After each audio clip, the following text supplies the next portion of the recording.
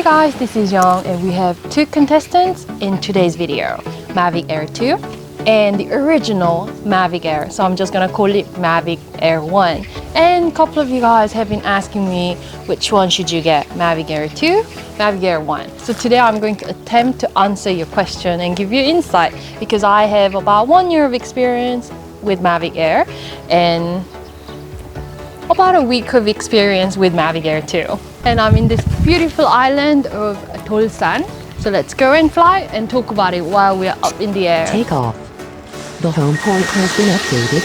Please check it on the map. So the first thing that you will notice with Mavic Air is that it is rather noisy. The high-pitched noise, I'm not sure whether you can hear. I cannot really hear myself right now. So this is something that Mavic Air 2 has definitely improved. However, I think you can just live with it. You know, I've lived with it. I travel so many different places. The first thing that I noticed about Mavic Air 2 is that it has a little bit more bluish tone compared to Mavic Air 1. Mavic Air 1 does have more greenish hue, and I think it really depends on your personal preference. If I put them side by side, then I do prefer Mavic Air 2 color.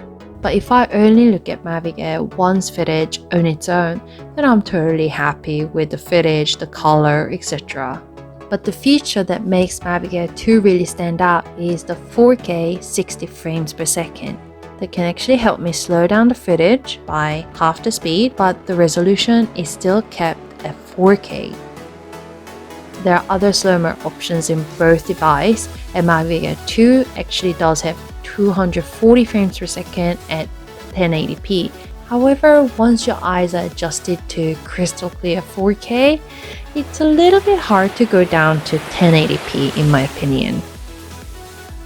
For photos, I only took the JPEG for review. For single shot stills, both drones took beautiful photos.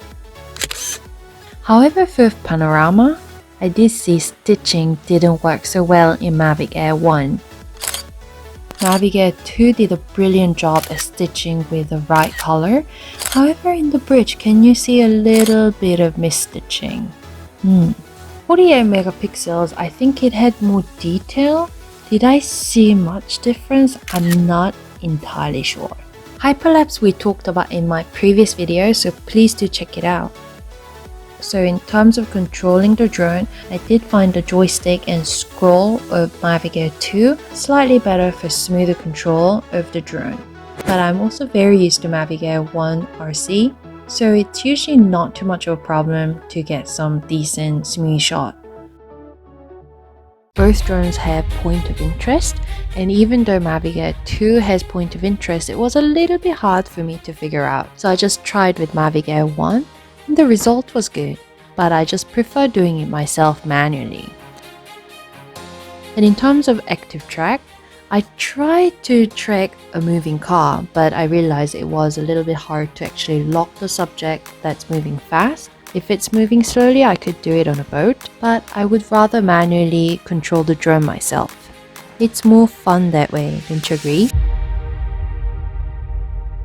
All quick shots in both devices are kept at 1080p. 3, 2, 1.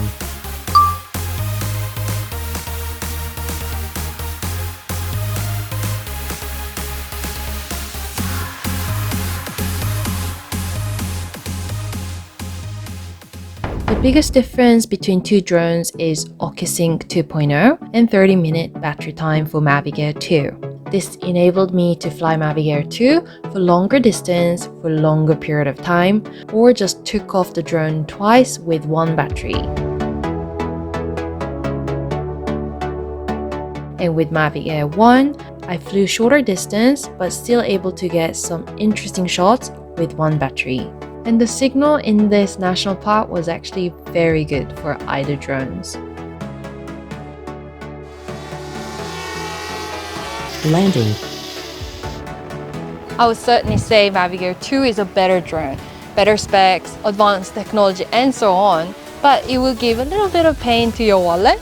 So if you're seriously considering about Mavic Air 1, if you do get some great deals for Mavic Air 1, whether it's new or some decent second hand, then why not? But I'll continue to come back with some great tips on any drones, so please stay tuned. And too many drones. Like the video and see you!